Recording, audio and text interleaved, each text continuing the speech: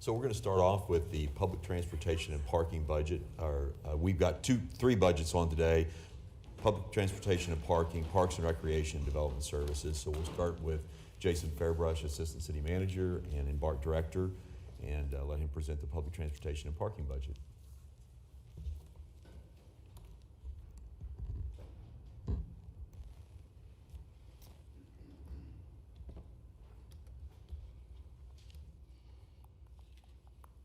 All right, well, good morning, Mayor and Council. Again, Jason Fairbrush, Assistant City Manager, Director of the Public Transportation and Parking Department, Embark. And it's truly a pleasure to be here this morning to be able to present our FY25 proposed budget to Council. Wanted to take a minute to thank the staff. A lot of effort went into preparing the proposed budget. And specifically wanted to recognize Ty Hawley, who is with us this morning. The work that you see on the presentation, whether it be the graphics or the layout, the design, all of that is her work. She does an exceptional job in contributing to Embark for several years now. And when we give her projects that aren't within the rigid confines of a budget presentation, that's where she really shines. So thanks a lot, Ty, for your creativity and your professionalism. All right, so beginning with the budget presentation this morning, what I thought I would do is basically revisit Embark's vision, remind Council of our three strategic initiatives, and then we're going to provide an overview of some of the services and projects that we'll accomplish or have accomplished through the resources that are provided through the budget. We'll then get into an overall budget summary and hit some highlights of a few of the major changes. So with that, our vision, our aspirational goal, a goal that we readily admit we are not there yet, but we continue to work towards, is to be world-class transportation that is accessible to all and that all want to access it. And as far as our strategic initiatives go, these are multi-year initiatives that help us as staff continue to focus on the right things, if you will, allocate resources towards the right purposes. It's all about creating a great place to work, enhancing the status and use of our services, and then preserving the confidence of our policymakers, specifically City Council. So as we begin to look at like our first initiative here, creating a great place to work, we have been focused for many years now, several years recently, on creating a great place to work. We want that environment where people want to come to work, they enjoy what they do, and it's something you have to continually work out. And as you know, anytime you look at addressing culture or improving culture, it is a work in process. That is why we've identified creating a great place to work as one of our initiatives that we will continue to work towards in the coming years. You know, one of the things that I share with staff when you talk about creating a great place to work and having that culture that we strive for is when I have opportunities, I tell them, you know, the best thing we can do for each other is to give peer-to-peer recognition. So if you're working alongside someone and they're doing a great job, just tell them, hey, thanks for that, or good job, or I noticed you really had a good idea here. So we try to foster that through creating a great place to work, but at the same time, we do have some structured recognition programs that I wanted to talk about a little bit, and these are all tied to our roadmap. This is our employee-driven transformation plan, launched back in November 16th, 2020. It was certainly a turning point type of day for our organization and a credit to those within our organization that really have that vision for strategic planning and long-term outlooks. But through those structured programs, we have the Stoke Storyteller program. That builds off of our core values to be safe, be there, be open, and be kind. And the way this program works is, again, it's peer-to-peer recognition. Employees fill out a card, basically nominating another employee, recognizing them for kind of living and embodying a specific core value. Since we launched that program about 3 years ago, we've had 2,000 of those cards turned in where a frontline transit professional has recognized another frontline professional just for doing a good job.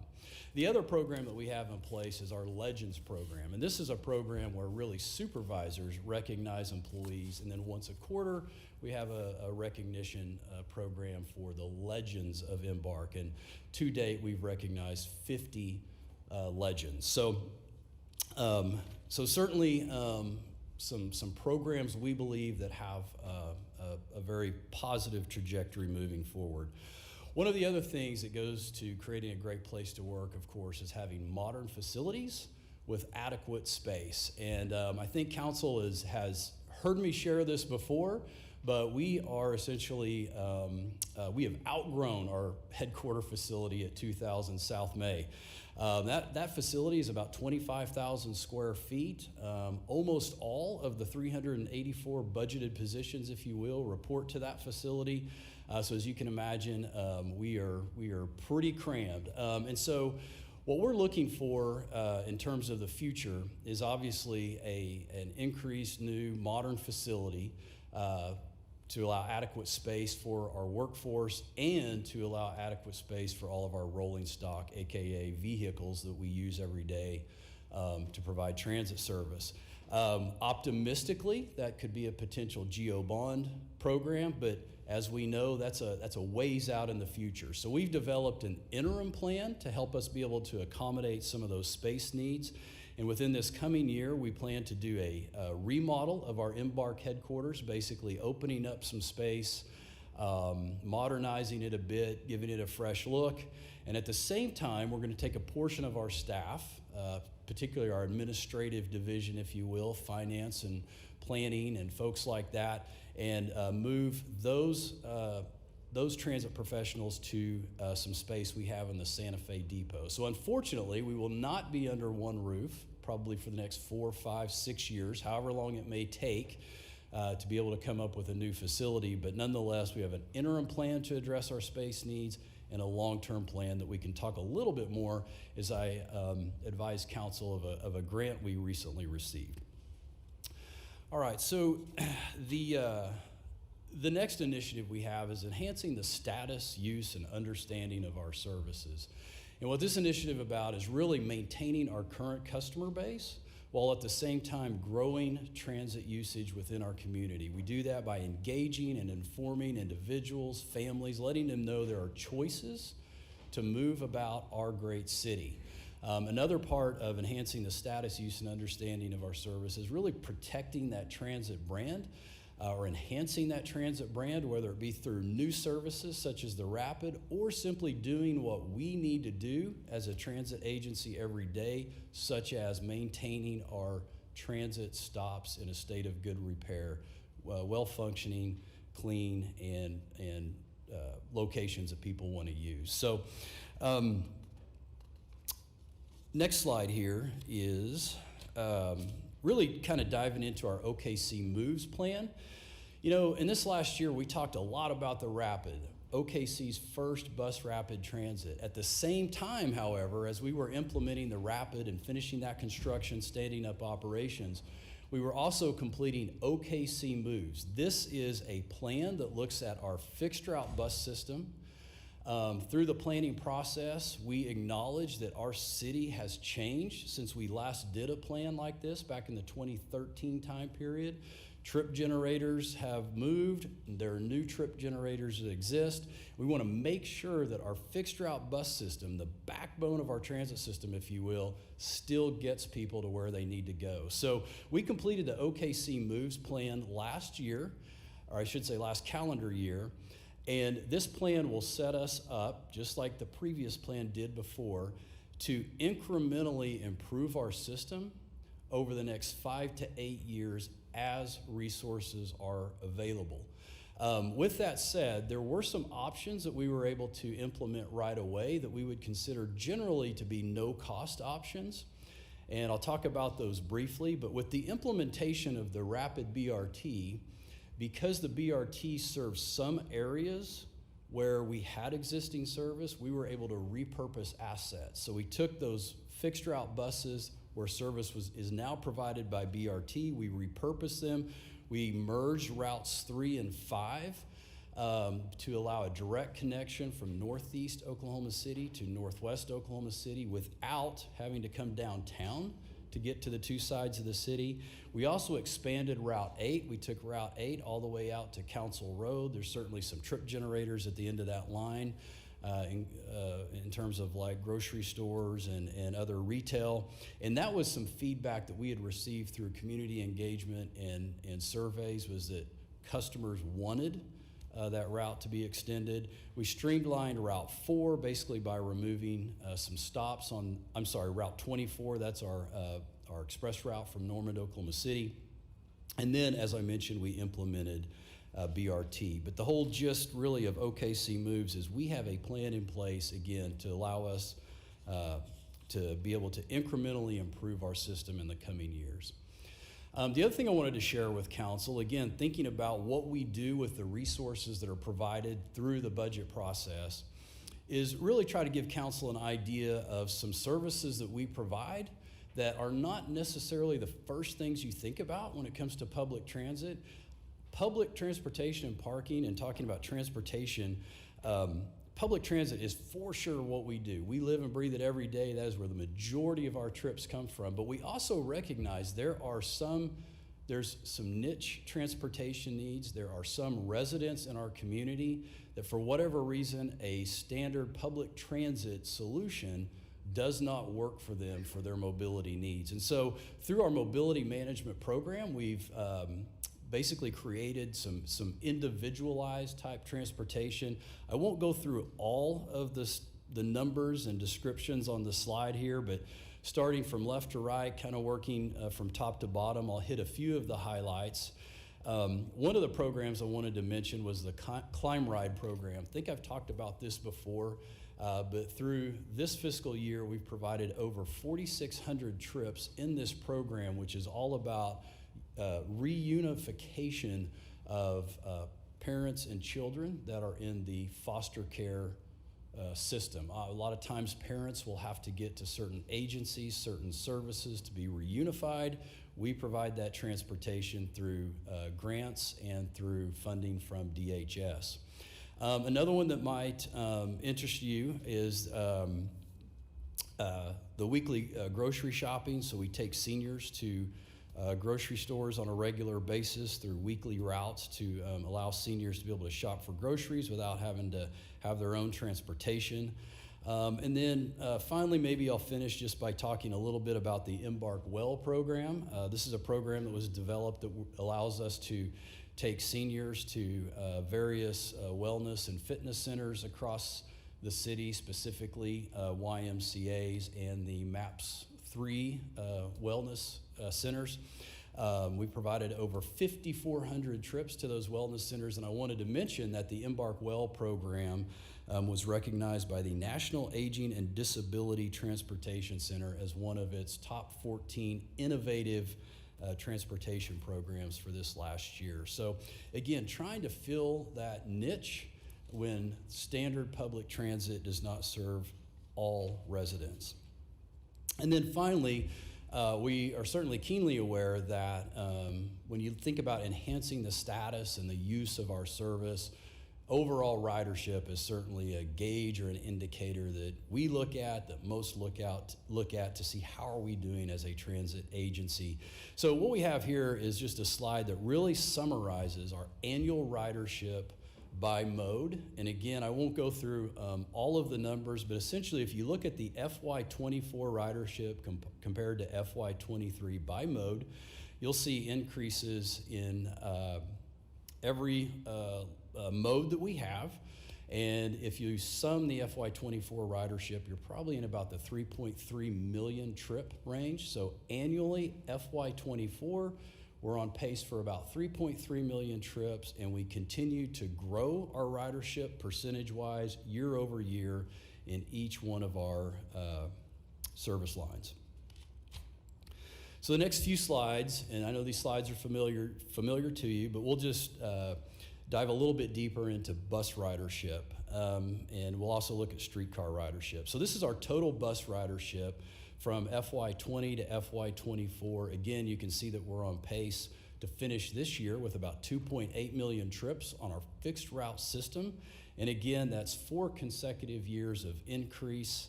And in FY24, we are actually expected to surpass our FY20 amount.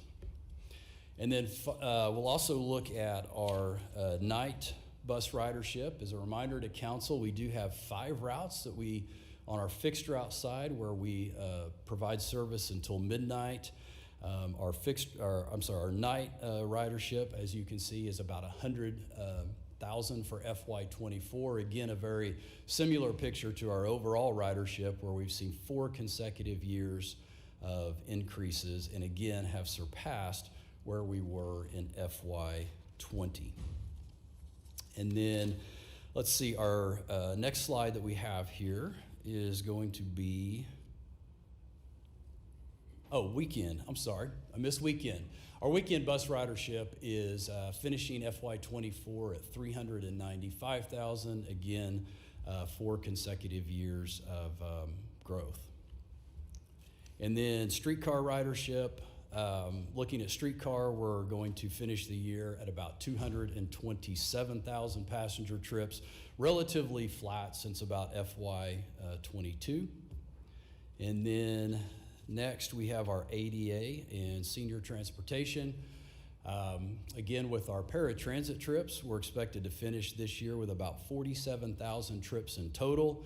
Relatively flat since FY21. We have not, unlike some of our other modes, we have not bounced back, if you would, in terms of ridership on our ADA transportation from where we were in FY20.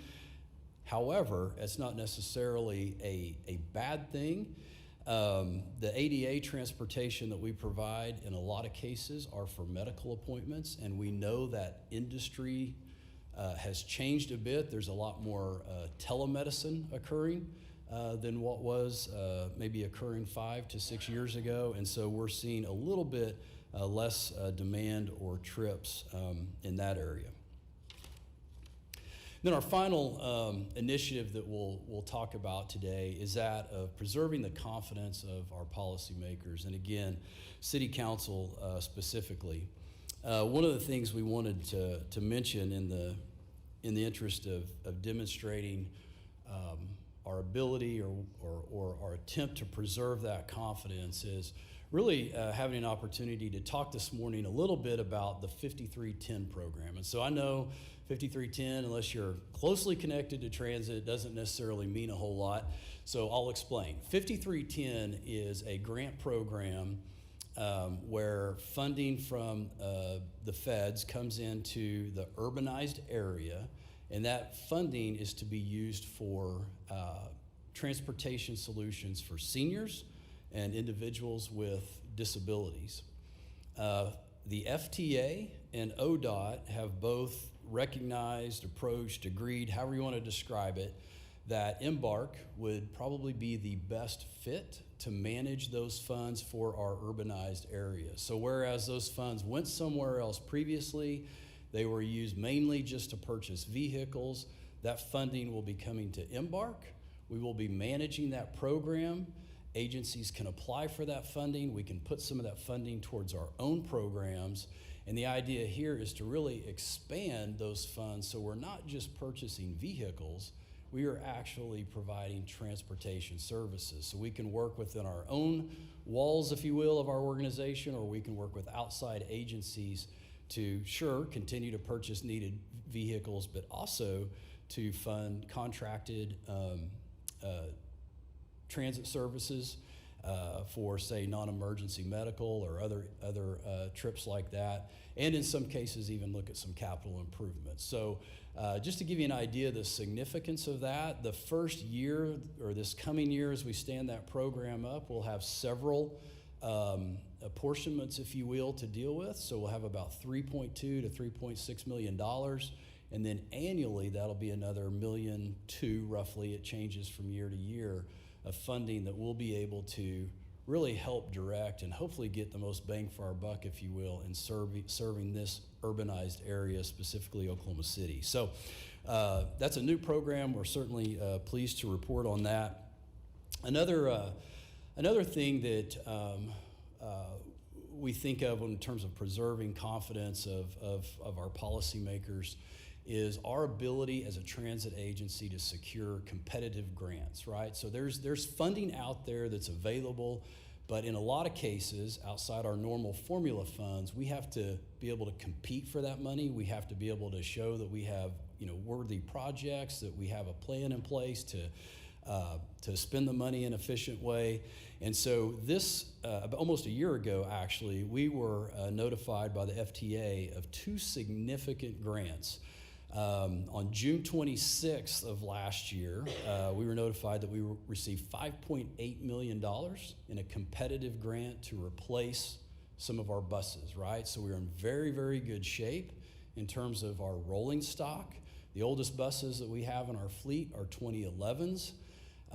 Those are scheduled to be replaced every 12 years. We have a bus order in place now. Those buses will be replaced, and then this grant funding will help us begin replacing the next group of buses.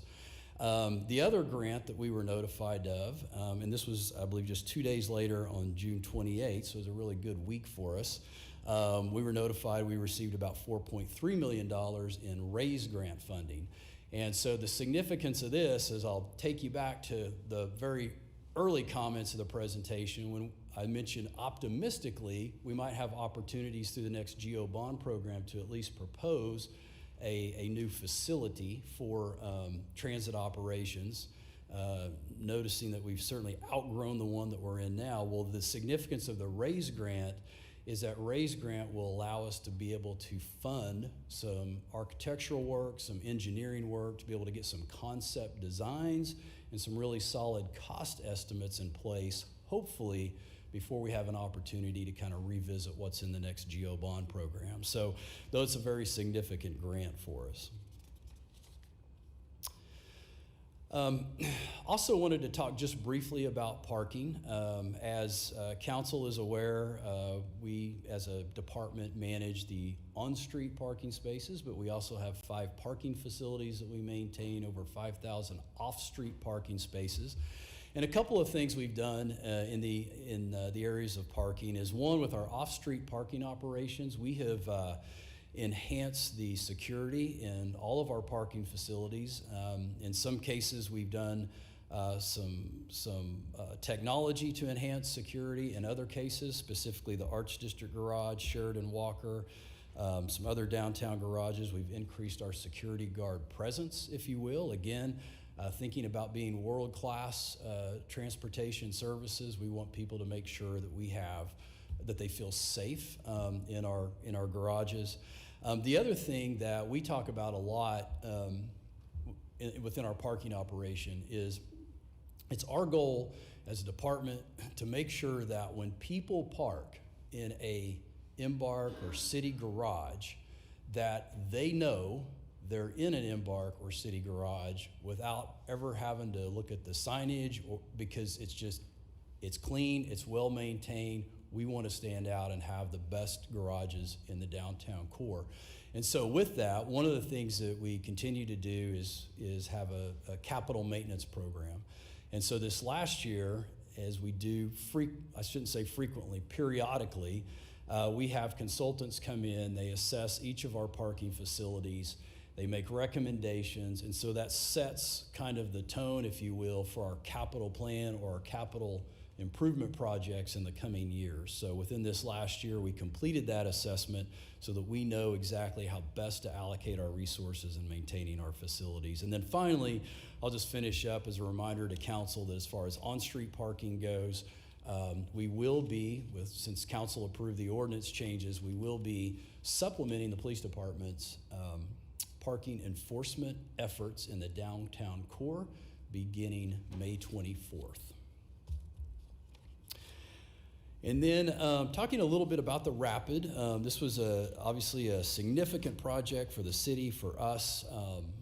We launched service on December 4th, And again, this is a project we wanted to highlight under that initiative of preserving the confidence of our policymakers, because this is one that we as an agency, we as a city, working with Public Works, planning, other departments, had committed to delivering not only to council but to our residents. And so to convey the fact that we were able to open on time, on budget, and share really some numbers, if you will, about the opening and kind of the first few months of activity with the Rapid, we thought would certainly be important here in the budget presentation, again, connecting our services to the resources. So again, I won't go through all of these numbers with you, but this should give you an idea of kind of some of the significant data points related to the Rapid. We had more than 31,000 trips our opening month. We had 78 news stories published about the Rapid, so really showed a lot of interest in what we were doing as a city with modernizing our transit services. And then just hitting the ridership real quick, and keep in mind we don't have a full year's worth of data to show you for Rapid, but thought it might be interesting to council for you just to get a sense of about how many trips we provide on a daily basis, and then how that ridership is broken down, if you will, by day. And so this just shows, like, since we opened through the end of March, kind of what our average ridership has been on Mondays. You can see what our ridership has been on Wednesdays, Thursdays, so forth, and on to the weekends. Keep in mind, we don't have as frequent service on the weekends, so we would expect the ridership to be a little bit less. But overall, through March, we are averaging just under 1,200 trips a day on the Rapid. And we would expect that number to increase, because we know as transit professionals that there's ebb and flows with ridership, mainly tracking the weather conditions. And so the winter months are always usually the lightest in ridership. Spring and summers where we see most of our ridership. So we would expect these numbers to continue to grow throughout the summer. And then this will give you an idea of our monthly ridership. Again, roughly 32,000 trips in February and March, consistent with where we were in December. And again, believe that we're going to see increases throughout the warmer months. And then finally, last slide on our initiative to preserve the confidence of our policymakers. Really just a quick mention of the Regional Transportation Authority, and that is because, keep in mind, included in the city budget for public transportation and parking is that local contribution the city makes. Of course, the city of Edmond and the city of Norman also make that local contribution to fund the efforts of the Regional Transportation Authority. As you know, the Regional Transportation Authority is currently studying high-capacity transit throughout our region. The project that has the most significance in terms of being further ahead than the others is the North-South commuter rail project that is being proposed. Obviously, we know that this will take a vote of our residents to fund such a project, so lots of decisions still to be made, no timeline established, but nonetheless, the work continues to move forward. And then getting into some of the numbers within our budget, you can find our budget department section in the budget book on page C147. That goes through C156. And this might be a good time to remind council that what I'm presenting to you today is really the overall COTPA budget. So this is all of the resources that are provided or allocated for parking and transportation for our city, right?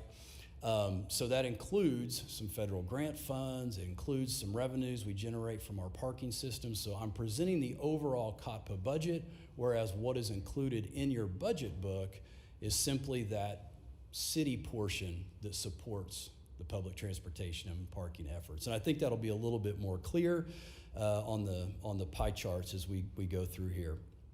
But the overall COTPA budget, as you can see, is about $66.5 million. Again, I know many of you, if not all of you, have seen these slides in the past. No surprise that 73% of our budget goes to bus service. That's fixed route and that's BRT. One of the things I did want to call out here is you'll see that our Norman operations are budgeted at about $3.8 million. And we do have a contractual agreement where we provide operations of the city of Norman's transit system. That's Embark Norman. However, those costs or those expenses that are attributed to that service are fully reimbursed by the city of Norman. So there's no City of Oklahoma City general fund funding that would go into that service. We have to show it in our budget, right? Because we have to have that authority as a trust to be able to spend it. But it does come back to the COTPA Trust, and again, does not impact the City of Oklahoma City's general fund subsidy that goes to public transit. So this is the overall budget. In terms of the resources that support that budget or the funding sources, we'll look very quickly at off-street parking. So again, probably worth mentioning that our off-street parking system is supported 100% by the user fees, or the individuals parking in our system, what they pay, that's what supports the system. There's no general fund subsidy that goes into the off-street parking. When you look at a breakdown of our funding sources or revenues that come into the parking system, again, not a surprise, about half of the revenue is generated from those that have monthly contractual agreements to park in our garages on a daily basis, although event and daily parking also make up a significant portion of our revenue. And then in terms of funding sources for public transportation, again, the city general fund subsidy at $39.8 million roughly makes up 66% of our overall budget for public transportation services. Although the dollar amount has increased, and we'll look at that here in a minute, the percentage is really about the same as it was last year, at about 66% of the overall funding sources. You can see the next largest piece is our federal funds at about $8.6 million, or 15% of our budget. And then, as you can see, there's that Norman amount I had mentioned where we actually receive revenue from the city of Norman to help offset, or I should say fully offset, those costs of delivering that service. And then here's a breakdown of our budget just showing FY24 compared to FY25 proposed budget. You can see, starting with the top line, there's an overall increase of 8%. We'll kind of bottom line it for you. The general fund subsidy amount, that is what's included in the city budget, is up about 9%. And then what you probably notice on this slide, and I'll talk just briefly about it, is the bike share. We have no funding, no budget allocated to the Spokies program in FY25. And so if I could dive into that just a little bit. As you know, departments were asked to make budget reductions. As we looked at possible reductions, we wanted to identify reductions in service that would have the least impact on residents. And so we identified the Spokies Bike Share as probably one of those programs that, unfortunately, we'd love to keep it around, but if we're in an environment of looking at reducing our budget, that is a service that we are proposing for elimination, again, thinking it would have the least amount of impact on residents. Now, with that said, we are working on a plan. We are optimistic. It is not finalized yet, but we have approached a private micro-mobility provider, AKA a company that runs the scooters.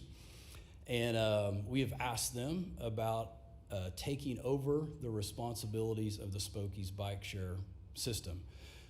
We've got so far as to at least propose a term sheet to this private provider. And I won't go through all the details, but the general gist is we have these assets. We don't generate positive return on these assets, right? It has to be subsidized, but nonetheless, as a city, we have these assets. So would the private sector be willing to step in, manage these assets for us, and then they retain, whatever that revenue is. And so again, there's still a lot of pieces to put together, but we've had some very productive conversations. And again, we've got so far as to where we've proposed a term sheet. And at this point in time in our proposed budget, we're looking at eliminating that service and ideally trying to be able to keep that service available to the residents, yet without a general fund subsidy going to the bike share program. And then next slide, major changes. Again, we had our normal changes in personnel-related costs. I think you've seen this in several budget presentations, but this is just that increase in costs that are required for a same service level budget. We did have to add some funding for bus repair and parts. One of the biggest budget challenges we've had is trying to keep up with the increased cost of bus parts. We did a little sampling of the 10 most common parts that we purchase and have looked over the last couple of years, and we have seen about a 53% increase in kind of that common group of parts that we have to routinely purchase. The other thing that's driving those costs is availability. We continue to have difficulty getting parts on a just-in-time basis, which we really, took for granted for many years. So now as a result, when parts are available, we are sometimes holding twice the stock that we normally would because we don't know when we're going to be able to get them again. So that in turn has increased inventory levels. So higher parts prices, building our inventories up, have really led to a situation where we've had to have some additional funding for that. I'll try to go through the rest of these relatively quickly. We did see some increases in our overall streetcar operating costs, about $211,000. We added some funding to shore up our overtime budget. It goes without saying, as a transit agency, we always have overtime built into our budget. And then the $291,000 increase, this is the local contribution I mentioned that the city makes as a member of the RTA. We've talked about Spokies. And then the other reduction is, again, just to try to meet that budget target reduction, we reduced the general fund subsidy by another $311,000. And so that really kind of concludes the kind of overview of our services, how we are spending and what we're accomplishing with the resources that are included in the budget. One of the things that we did and we do as an organization is really try to recognize our transit professionals, as many departments do for their professionals, for the work that they accomplish throughout the year. And as I kind of alluded to through the budget presentation, is a pretty significant year for us with the launch of the Rapid, with the implementation of OKC Moves.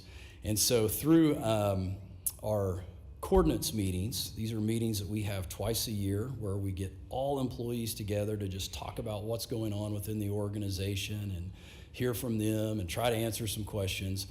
We shared this video with our employees, so we thought you might appreciate it as a way to conclude our presentation. 2023 was quite a year.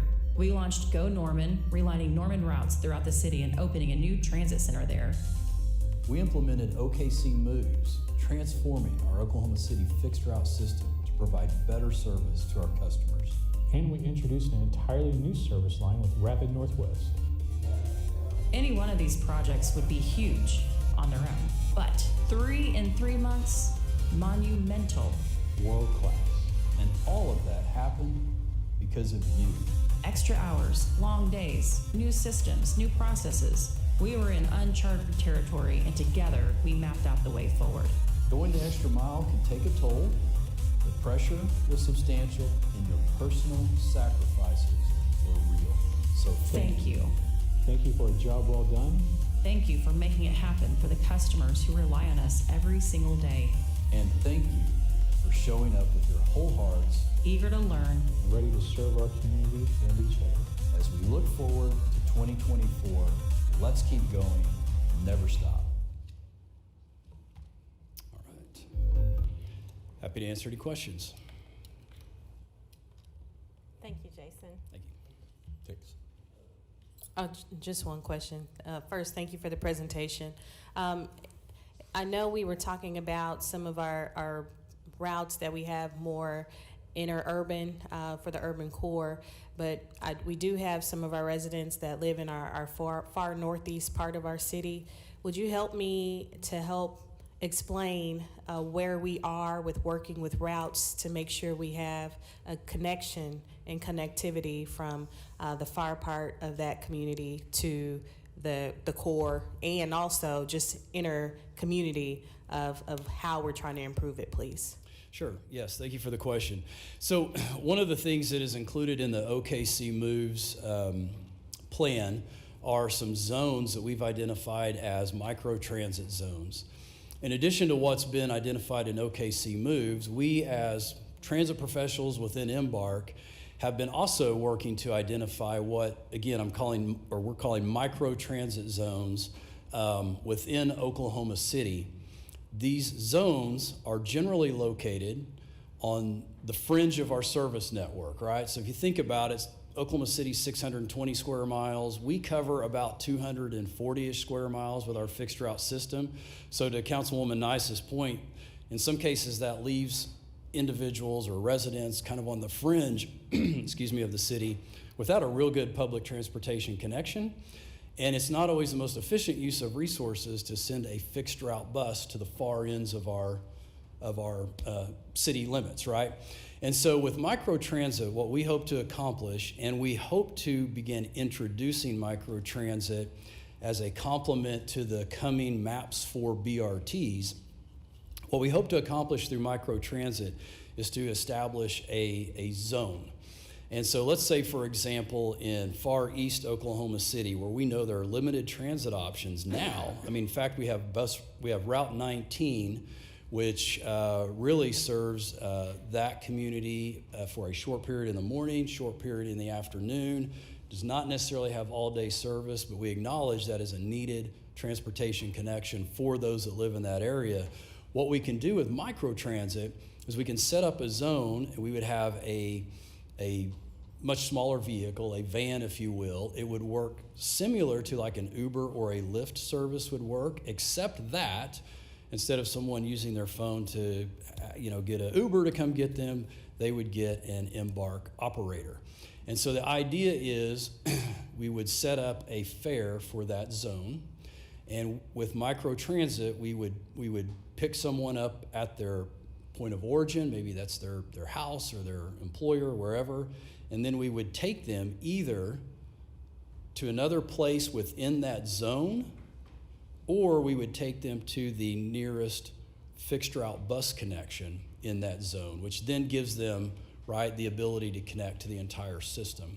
We would do that for a single fare, if you will. Obviously, we wouldn't know exactly what that fare would be at this point in time, but that's the idea. And to me, in my mind, especially thinking of East Oklahoma City, that's actually potentially an improvement over the existing service that they're getting today. They could have basically a door-to-door pickup and drop-off, unless, of course, they wanted to connect to the larger system, and we would take them to, at that point in time, a nice covered shelter, also funded through MAPS 4.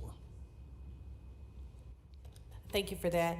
And I hope within the coming months we'll be able to meet with this part of our community to express, and educate and help everyone, all of us, to understand, us included, what's best, Yep. the routes that are best for those that live there, and maybe the ways that we can accommodate how we can work together. Sure.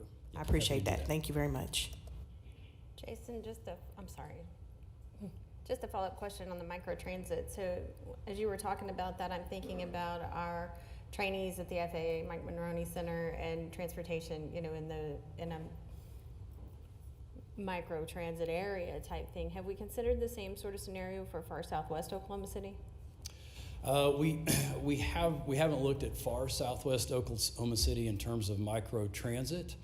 I do know the RTA is studying that area in detail. In fact, tomorrow the RTA board will receive a recommendation from the consultants on high capacity service to the airport, with the idea of building in a shuttle service from whatever that high capacity service is at the airport to FAA. Right. Thank you. Hello. A few things. First, gratitude for, I think the Bus Rapid Transit launch is, I think its success speaks for itself with the ridership. I really want to express gratitude for the operators. They're just so friendly, working such long hours. I mean, it's just very noticeable. In fact, so noticeable that it's not just when we launched it, but yesterday I took the Bus Rapid Transit from biked to Classen from Paseo, took the BRT down to Blackwelder, and for the first time did the exchange to Route 3. You saw in the OKC Moves how he said the Route 3 now is there. So I transferred the Route 3 to then take it up Western to get to Penn, because the Target at Memorial and Penn was the only one that had the new Legend of Zelda game, and my mom had given me gift cards for my birthday unspent, and I needed to get up there, and so I did. So I wanted to use this as a practice transfer moment. But so I'm probably the well, no, there were several people with me who also had their bikes on the 3 or on the Rapid, and so I bring this up because just to remind everyone I'm a transit user. I also have a car. I'm always a bit surprised when I meet someone who says to me, they're like, I didn't know you had a car, because of the use of my bike or when I can use public transit.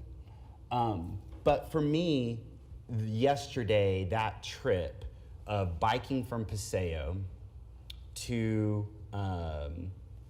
get to the BRT on Classen, and then needing to bike from the stop there at Memorial and Penn through the vast Target parking lot to then get back to the southbound stop at Penn and Memorial, which, by the way, if you have not crossed Memorial and Penn by foot or on a bike yet, go do that. And just see how, and I did. On the one hand, I'm happy about the railing that exists for the pedestrian walkway.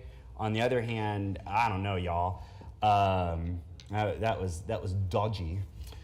But I mentioned that to say that the bike component is important here, and I'm really worried about us removing Spokie's bike share from our budget, particularly as we are heading to a place where, with the regional transit vote approaching us over the next couple years, that first mile, last mile connection is something we should be prioritizing right now, in terms of how does somebody, once they have arrived at a destination, how can they maybe finish that next half mile or few blocks to get to their final destination. So, like, again, I wasn't just telling a story about what happened yesterday. I wanted to make clear that once I got to Memorial and Penn, thanks to the BRT transferring me then to the regular Route 3, I still had a ways to go to get to my final destination. And my bike is what got me there. The return route home, once more, I had to go a little bit further even for that stop, that shelter, and cross the way that I did, again by bike. And then once I got back to Blackwelder and Northwest Expressway, where the BRT station is, I hopped on the BRT to 23rd and Classen, and then biked the rest of the way from 23rd and Classen back into the Paseo. I say this because this, and Jason already knows for me, and I'm guessing most of council does, anyone who's paid attention to me for the last few years, these conversations about public transit are not abstract to me. They're truly not abstract. They're lived experience, and I see people using our service as I did yesterday, where the public transportation system is truly their only option. There is no car. There is no car, right? There's no car. And it's how they're getting to work and education and church or synagogue or whatever it is, mosque, you name it. I just did a simple Google search here. I typed in bike share and cities. And an article came up. Indianapolis offers free bike share passes to residents. That's right now, that just started this month, May 9th. Starting today, it says, Indianapolis will be the first city in the United States to offer all county residents access to a free annual bike share pass. And we're gonna do the opposite? Like, good, I'm glad that was the reaction from the crowd. I just don't understand. And remember, I began my remarks with extreme gratitude. This is not launching into just mean-spirited, I'm mad at Embark. And of course, Jason's one of my favorite human beings in Oklahoma, which is, that's quite the title. But I'm also, put it on a shirt, but I'm also just, it is $200,000 is what this program costs right now, and this is what we're gonna do to try and balance the budget on the back of a bike? That is such limited imagination. It's limited imagination, particularly when Indianapolis, if I recall, was the city competing with us when we came up with the idea for maps in the first place. When we came up with maps in the first place, we were competing against Indianapolis for, I believe, American Airlines, United Airlines, and they said they wouldn't come here because we did not have good sidewalks, crosswalks, good parks, bike infrastructure, which means bike lanes. And even when we gave them all of this economic incentive through a voter-approved sales tax increase, they said they would not come here, and we went back to the drawing board, and we created maps because of that. Created maps because of that decision that private company who rejected our taxpayer funds. That's what happened. That's how we got maps 1 through 4. And MAPS 4 is about to invest nearly $100 million, you'll recall, in sidewalks, bike lanes, trails, and streetlights, because we are continuing that investment in the quality of life of our people. And we must continue down that path. We must right now not cut this from our budget. What we must do is anticipate that there will come a time, God willing, voters approve the regional transit.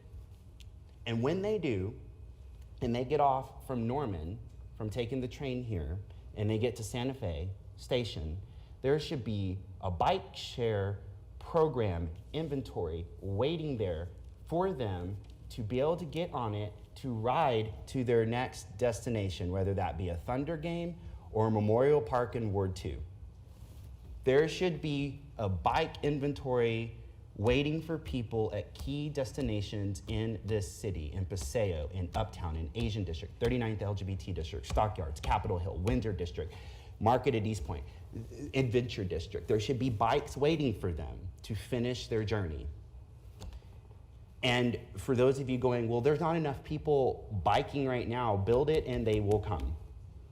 The BRT is proof of that. Route 18 on the east side, which once had our ridership, when we increased the ridership to 30 minutes, an 80% increase in ridership. We have to invest in the services up front. And for too long, this city council, not just the people currently, but for years before us, did not prioritize funding for this service. And then it became a self-fulfilling prophecy of when people didn't use the service. But the truth of it is there are people who depend on this service to get to their basic needs. I'll just conclude by saying this.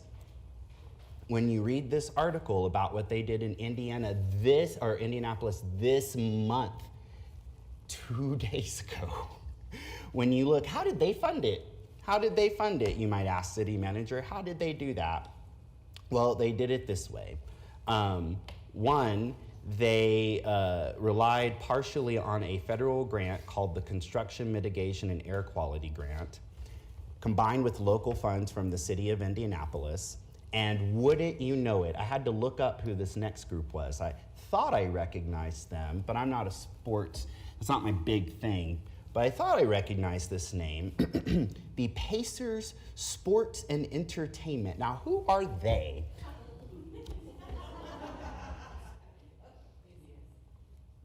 It is their basketball team. Our imagination lacks here. Where's the Thunder? Bring them to the table.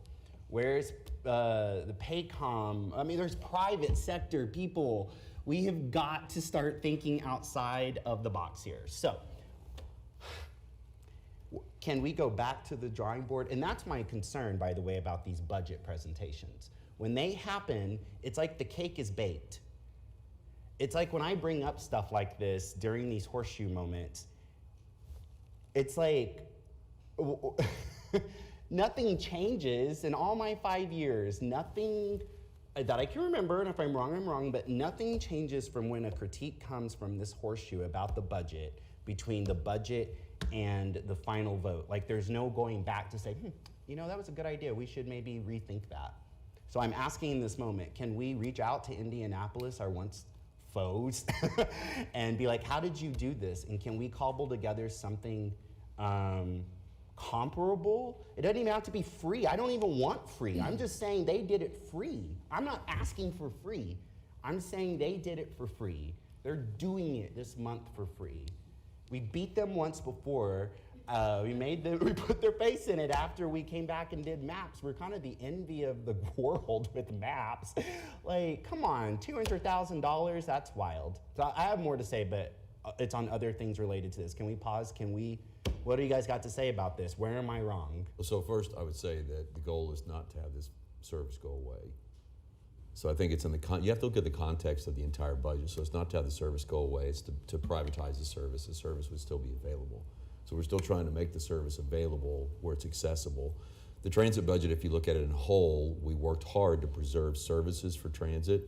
The transit budget is still going up by $3.4 million. I mean, we can definitely look at options that are out there, but within this budget to try to preserve transit services, this was an option that we could still provide service, just provide service in a different way. And so that's what's proposed within this budget. Well, and again, I am not blind. I am aware. I appreciate the response. I see the increase, for instance, in streetcar operations. Like I am aware of this. I am aware that we have added, what's about $4 or $5 million annually now for the new bus rapid transit. I know it's giving you heartburn to think about the east side and the south side additional BRTs to think, well, where are we going to find another $4 or $5 million for each of those routes? I am aware of that. I guess what I'm asking for here is some sort of commitment that if this is going to become a privatized service as we are negotiating a contract with them, can we not turn and look to what Indianapolis is doing? Can we not look at that as some sort of best practice right now and go, give them guidance, give the private sector guidance, like in our contract to say, you heard earlier the Adventure District, can we not say to them like, can we figure out how to have a handful of bikes in Adventure District at 39th Street waiting for people that when they come here for tourism and they hop on the BRT, or when they're just here generally, they know if they want to go out for drinks at 39th Street or they want to go check out art in Paseo, that they will have a bike to move around when they get there. That's what I'm asking for, is some sort of vision here about how when people are visiting the city, visiting, number one, but then moving around the city, our current residents, that we are investing in their infrastructure needs to move around. So if it's gonna be privatized, can we at least not set the standards beyond even what you and I initially talked about. I think when I was willing to go, okay, maybe, but when I look at Indianapolis doing this, it's just kind of, that's, Well, and I'd like to add to the point of the privatization. it's both. I guess one of my questions is, would this operator be required to have the same fee structure that we do? Yeah, so our goal and our discussions at this point have essentially been from the customer standpoint, they really wouldn't notice, right? We would keep the current pricing structure, the payment methodology, the branding. I mean, Spokey's would still exist as most of us know it today. It would just simply be operated by the private sector rather than us. We're happy to look at, I'm sorry, kind of going back to Councilman Cooper's thought. I mean, we're happy to look at discussing different deployment techniques. I mean, we've pretty much been deploying downtown. Private sector may be willing to deploy in nodes throughout the city. Discussion we haven't had. I think, because I think to Councilman Cooper's point, because one of my concerns is we still don't have a contract. So if they don't agree, then it's just not a service that is being offered. And I think to the other piece is that in a privatized service, they're responding. They can take requests, but they don't have to honor them and aren't accountable to the public in the same way when it's operated by the public. As well as because there's sort of a profit motive, I guess, depending on how the agreement is structured, they will want to just operate in places where they perceive that they can make money versus where the service is needed. I've regularly wished that I could take a Spokey's to the stockyards or help to supplement, like taking the bus, but then have the flexibility. Like actually recently I went to a meeting in the stockyards, took the bus there. It wasn't gonna run past the time that I needed to come home. And I walked back across the bridge to get to a Spokey's in essentially the farmer's market district. A meeting previously where that happened, I just took a Uber home, which, you know, is way more expensive and is a hardship on my budget. So, you know, I think that there's always, to my concern, about privatization or in general allowing public infrastructure to be operated by private entities, because it takes away that public accountability through our mechanism of being elected by the public and funded by public interest. So yeah, I would love to see us revisit this. I similarly, I sort of was like, okay, yeah, I guess this is something that might need to happen. But when I think about in comparison to such a large budget and a line item of $100,000, $200,000, I know is something, but it's not comparatively to a lot of other things it seems like we could be looking at. Well, I think we can keep looking at this and keep working with the private sector company if we can provide the services at a level that we desire. If we can't get to that point, then we could revisit and look at all the options that we have. It's just we've got to bring forward a balanced budget. It's difficult to balance the budget, and it does come down to $100,000 questions, $50,000 questions when we're adding that all together. And so this was the best option to not reduce weekend service, evening service, other things that we were trying to preserve. And so we can take a look at that. I still think this is a good proposal, and I think we can provide some options there and work with them to make sure that we're providing services still for our community. So my ask, I have a very specific ask, is I would like, as we're doing these negotiations with this private sector provider, for us, and Embark's really good at what I'm about to ask, in fact, but can we not reach out to Indianapolis, talk to them? How did you do what you just did? What were some of the stakes, or not stakes, what were some of the things that you all did to make this possible, and try and figure out what's replicable from what they've accomplished there. And then come back and tell us what you got. At the very least, is that a possibility? Sure. And then let me just also say, the mayor of Indianapolis right here, what's the goal? A cleaner, healthier, and more mobile city. It will help with traffic congestion and pollution as well. Like, that is the mayor's stated vision, and I just don't hear any of that here. I don't know. This is just like wild to me, I have to say. And I can sense some people being a little annoyed that we're spending this much time on it. I'll tell you what, if you find this detour annoying, go for a bus ride with me. Go for a bus ride with me and see who's using this service. See who's using this service and see them put their bike on the front of the bus. Like, see that happen alongside me. Be annoyed then beside me, because I can sense it right now.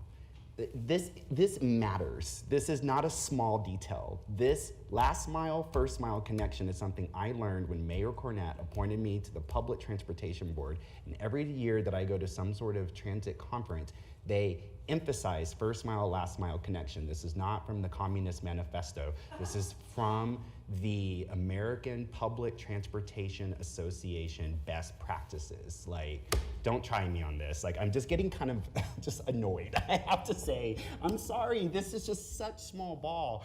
And when the Pacers are engaging, man, and it's like, come on. I don't know. Okay, next. That's just bikes. Next. Is OKC Moves talking about, I don't believe that it is, but 15-minute frequency on 23rd Street, which I'm to understand is one of the most well-traveled routes in the whole system. Can we get there? Is that one of the priorities for us in OKC Moves? So, And OKC Walker. That's my next one. I'm sorry, Jason. Okay. Not sure about Walker. I'll have to check.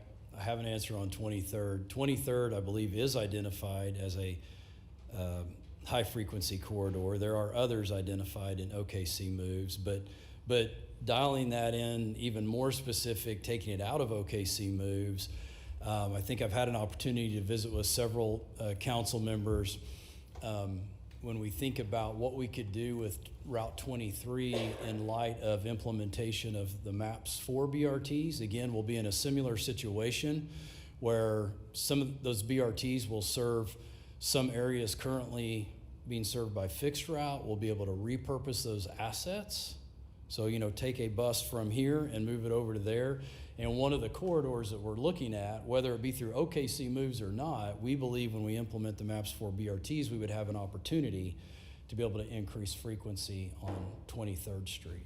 It depends on how many buses. I think with one additional bus, we can get it down to 20 minutes.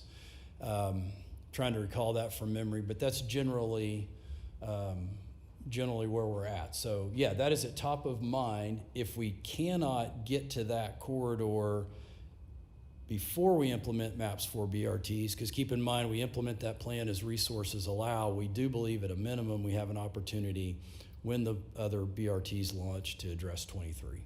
Well, I appreciate you just, A, thanks for prioritizing that. And then B, I'm glad you brought up the BRT, because as I've been looking at the proposed route for the MAPS 4 Northeast BRT, I'm of course excited to see all the places it will serve on the east side.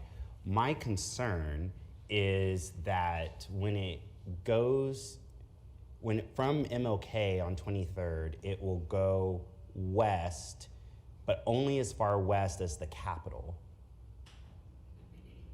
right? That's what I've seen from the map. Yeah. How far west is would the 23rd Street BRT be going? So the 23rd would go over to MLK. So I'm saying that, so I know it will go all the way out to Adventure District. Yep. When it's on its return journey back into the urban core, when it gets to 23rd Street, it's going to turn on 23rd Street and head west. Yes. And when it does, the furthest west it's going to go is our Oklahoma State Capitol building. Is that right? Where? How far west? That's one variation of one of the earlier routes that was proposed. We narrowed it down to 3. And currently, the route that I believe is advancing and will be presented to council will actually not have the BRT serving the capital. The state didn't put in on this. So what, it'll stay what, on MLK, Kelly, Thank you for the clarification. What I'm getting at is the problem is with the BRT for the east side, which again, I support, I'm excited about it. It was a priority for me in MAPS 4. What I am trying to get everyone to think about is that new bus rapid transit from the east side is only going to head down 23rd Street as far west as far as it sounds like Kelly. The northwest bus rapid transit is on Classen, meaning there is a gap between Kelly and Classen. So if someone is trying to get from 23rd and Classen to 23rd and MLK using the bus rapid transit system, that is not a straight line for them to do it. There's not a service. There's a service interruption, a gap in service between, it was either going to be the Capitol or it was going to be Kelly and Classen, which for me is why I've become obsessed, as you can hear right now, with how do we then, if that's going to be true with the BRT, that there's that gap in service, what sort of, how can we use the regular bus fleet to bridge the gap? Yes. Thank you, whoever just said that in the crowd, because sometimes when I'm talking like this at length up here, I feel like it's getting lost on people. and Councilperson Cooper, just for your reference, these are things that we have been talking about.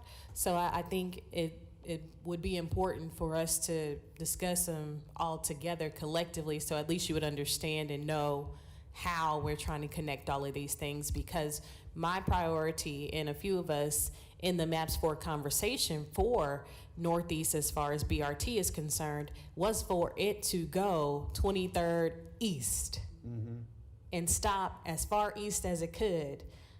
Where now we're looking at other creative ways, as he just talked about and forementioned, of how we can still connect our community in the BRT if they want to do BRT, or just inter-community if they want to do inter-community. We need more funding, clearly, and these are the things we continue to talk about as we see the budget for the decreases of certain things that are prioritized in comparison to others. MAPS 4 is going to help us to continue to reimagine how we want this BRT to look, because I was hoping that through this BRT going east, that this would also help us revitalize 23rd going east. However, now we have to look at how we can incrementally do those things.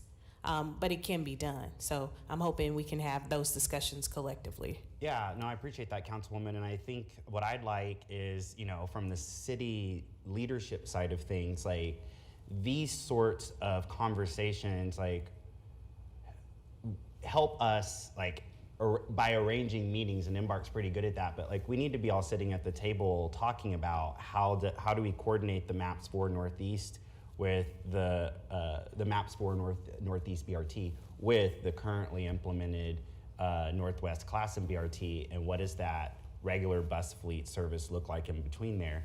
And again, I'm obsessed with it because I have people tell me all the time in my ward asking why we don't have bus service there. And so I'm going on about it up here because I'm their voice. And so this is the only opportunity I really get at a budget presentation to bring it up. I'm happy to sit down with you and of course any of council, and have done some of that, but Councilwoman Nice's point, when you think about the MAPS 4 BRT serving Northeast, it really opens up possibilities to look at Route 2, look at Route 22, look at Route 23. So it's kind of a holistic approach to how you would make changes in kind of that whole area. So happy to go through some of those options with you. And again, nothing has been decided, but we do feel like we have some really strong solutions. And it's just two final things. One is the executive director of the PASEO, who was here at the most recent council meeting where you're standing, you know, she brought up to me, so I've been going to their weekly meetings as we've done the streetscape for the last year. And we had a tourist in town within the last month who was staying downtown and then wanted to go to the Paseo. And a simple bus route on Walker would have gotten her there, but that doesn't exist. And so right now, the BRT is, Jason's very well aware, so this is more for public edification.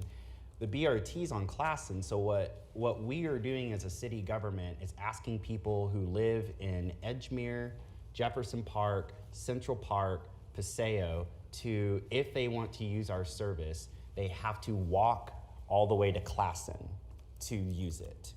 So if you're on a street like Harvey or Hudson or Robinson, you have to walk. By the way, right now on broken sidewalks, MAPS 4 is about to come in and replace sidewalks, but in the interim, you're walking like, you know, zigzagging to Classen, again, first mile, last mile sort of stuff. Whereas Walker would make a lot of sense if there were a bus on Walker from downtown Oklahoma City going through Heritage, through Mesta, stopping at 23rd and Walker where the Drake, where the Tower Theater, like there's important recreational things right there that are just full all the time. It could go through Paseo, again, recreational, and jobs, these are people who work at these places, right? You could go through Crown Heights to 50th and then figure out from there, do you connect to the east side or do you connect to the west side? You all can figure that out, but Walker is something people have been like asking me about for a long time. And again, I kind of wrote it off because I was like, well, but Classen's not that far. But now I have seniors asking me that. And I'm like, yeah, maybe that is a bit further for a 70-year-old to ask them to go from Hudson and 28th to Classen, right? Or a mom with the stroller or a dad with the stroller. So I'm asking us to think about 23rd and Walker, not just in terms of the current connectivity needs, but ultimately, as the RTA, God willing, comes online, how do you connect these improvements to this bigger system? Okay, so Walker. And then finally, I turned to Councilman Carter earlier and I asked him, like, what would a bus connection from Northwest Expressway and Council look like along Council to like the outlet malls? Like, could someone from the far northwest side of our city in a straight line better connect to jobs and shopping and whatever? Just, in other words, just like a west side route that is just like a line serving people. And he said they'd use it. So I don't know. I guess what I'm saying on that one is like, there are probably places that we're writing off that public transportation needs because, you know, it's the peripheral parts of our city in some way, and we think that sometimes the people who moved out there have cars or, you know, suburban lifestyle, but sidewalks and public transit matter to them as well too, I think. So I'm happy to be in conversations with Bradley and Embark to kind of coordinate a bit better because our wards, you know, they intersect. But yeah, West Side is something I'm thinking about too.